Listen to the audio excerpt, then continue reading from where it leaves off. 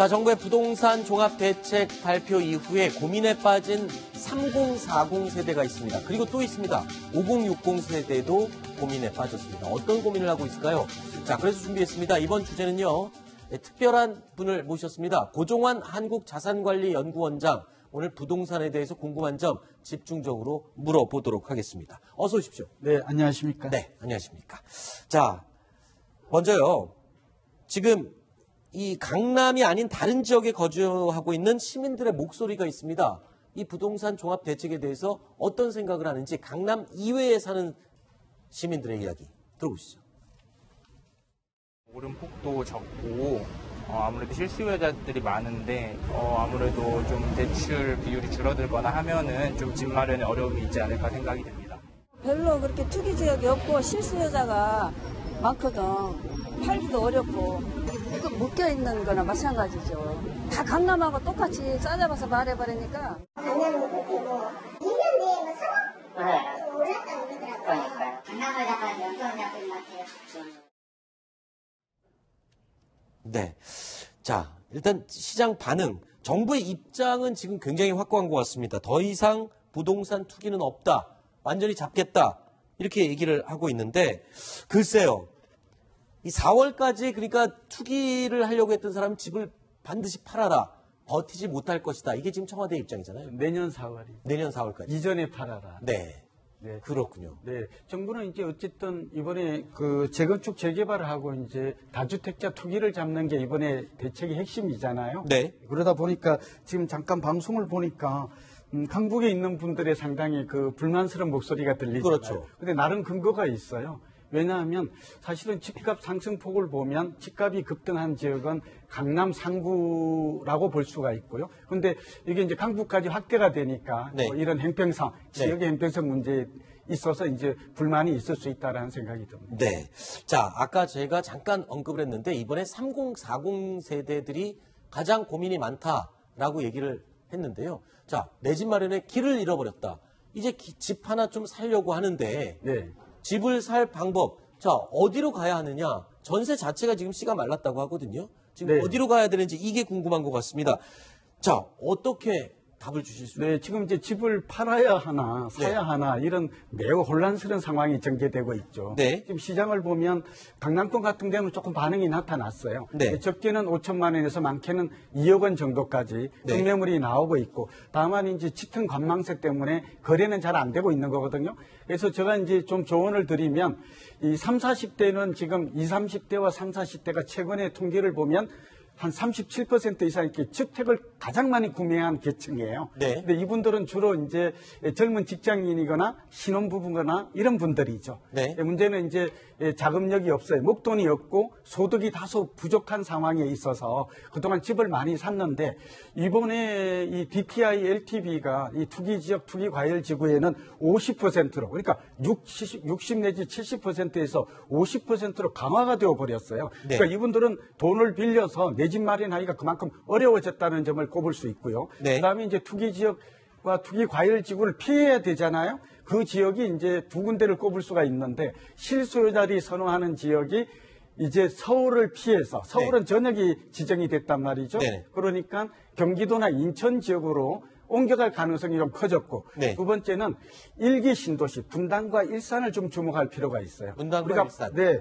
우리가 판교, 광교, 위례, 하남, 미사는 강남권 못지않게 편성에서 많이 올랐잖아요. 네. 그러니까 이렇게 많이 오른 지역, 또 규제가 된 지역보다는 규제가 없고 실수요자들, 그러니까 집값이 덜 오르고 네. 전세에다가 조금의 내 목돈만 좀 더하면 네. 주택을 구매할 수 있는 지역. 네. 제가 좀 지역을 좀 꼽으면 이 수도권의 서울과 인접한 지역 중에서는 뭐 광명, 하남, 성남, 네. 고양 이런 지역을 좀 주목하라. 실수요자라면. 그다음에 3040 세대에서 집 사고 싶은 사람 잠시만요. 좀 적어야 될 것 같습니다. 어디라고? 네. 하남, 이제 광명. 뭐 특정 지역인데 이제 왜냐하면 서울과의 직장이 네. 출퇴근이 편리해야 되죠. 네. 그러니까 하남, 성남, 광명, 고양 네. 이런 지역들은 비교적 덜 올랐고 네. 또 이 규제에 피해 있다는 점. 아. 그다음에 일기 신도시인 분당, 일산, 뭐 이런 평촌 같은 지역들은 집값도 상대적으로 덜 올랐죠. 네. 그런데다가 전세가 매매 가격 괴리도 적고 네. 또 리모델링 수직 증축 리모델링 재료가 기다리고 있어요. 아. 그다음에 이제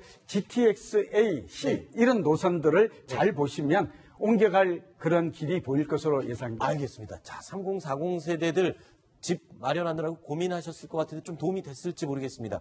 자, 그리고 이제 5060 세대. 5060 세대는 이미 집이 있는 분들이 또 많이 있으시죠. 이분들도 또 고민이 있습니다. 어떤 고민이 있는지 목소리를 한번 먼저 들어보시죠. 하려고 집을 못 치는 거죠. 할 수가 있는 건지 없는 건지. 네. 팔려고 했는데 언제 팔아야 될지 기회를 잃어버렸다. 그러니까 지금 정부에서는 팔아라, 못 버틸 거다. 그랬더니 이거 버티고 가야 되는데 이걸 어떻게 해야 되나.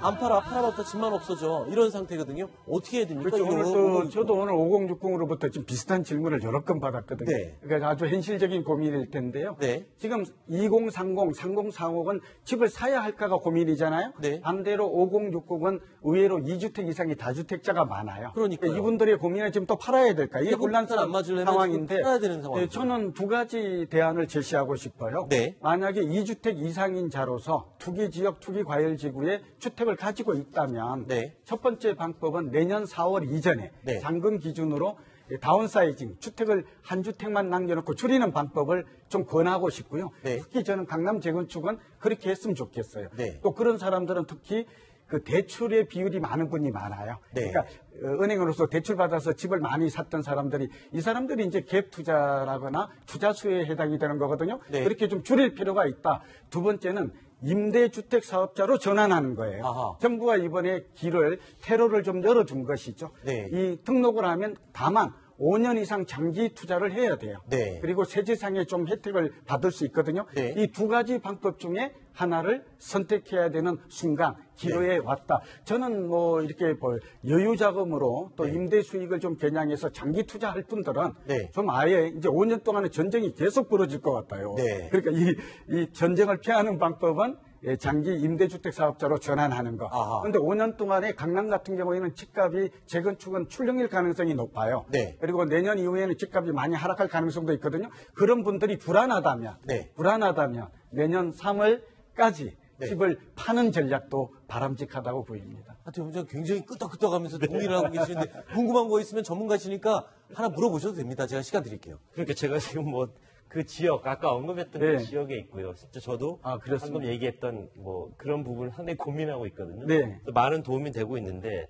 그 부분에 있어서 저는 제일 궁금한 게 성남에서도 판교 분당 이 지역은 네. 굉장히 투기가 과열될 수 있는 그런 지역인데 네. 그 부분이 쏙 빠진 거에 대해서 어떤 의문점이 제기되는데 네. 무슨 이유 같은 게 있을까요? 네, 뭐 제가 볼 때는 국토부가 이번에 이제 판교가 빠짐으로 해서 이제 저희 전문가들도 이제 그렇게 생각을 하죠.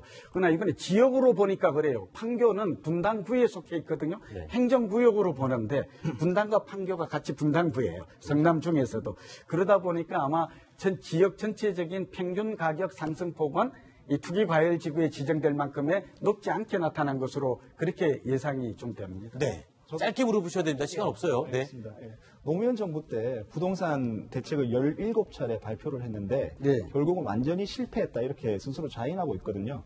그런데 자인을 했죠. 예, 그런데 이제 그 노무현 정부 때 부동산 대책을 보면 수요를 억제하고 공급을 확대하는 방안은 뭐 별로 이렇게 두지 않는 이런 방식이었는데 지금 청와대 발표도 보면 조금 비슷한 것 같아요. 수요를 억제하고 공급 네. 방안은 별로 두지 않는. 네. 그러면 이번 청와대 발표는 정부 발표는 노무현 정부 때와 달리 성공할 것이라고 생각합니까?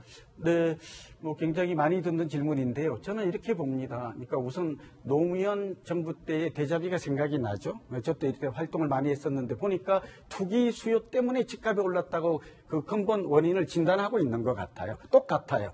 2006년도에도 이렇게 자고 나면 막 1,000만 원씩 오르고 한 달에 1억씩 뛰었거든요. 결론부터 말씀드리면 단기적으로는 투기 수요를 잡게 되면 강남 재건축을 비롯해서 이 시장은 안정세를 찾을 것 같아요. 네. 다만 장기로 본다면 4, 5년을 본다면 오히려 이렇게 스프링 효과라고 해서 눌러놓으면 4, 5년 후에는 공급이 부족해서 또 전월세가 급등해서 이때 오히려 더 많이 오를 수 있다라는 점. 그래서 단기 효과는 확실하나 장기적 효과는 불확실하거나 미지수고 부작용이 클 수도 있다는 점을 말씀드립니다. 알겠습니다.